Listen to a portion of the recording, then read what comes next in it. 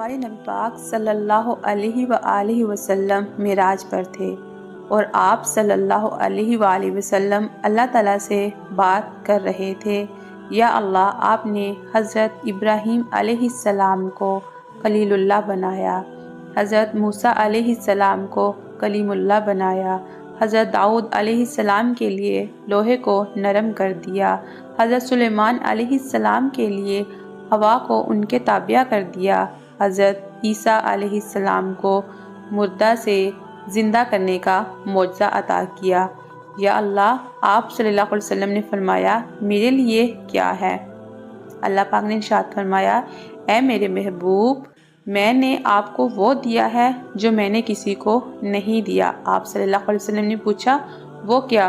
अल्लाह पाक ने इरशाद फरमाया, ऐ मेरे महबूब, मैंने आपका नाम अपने नाम के साथ इकट्ठा कर दिया है।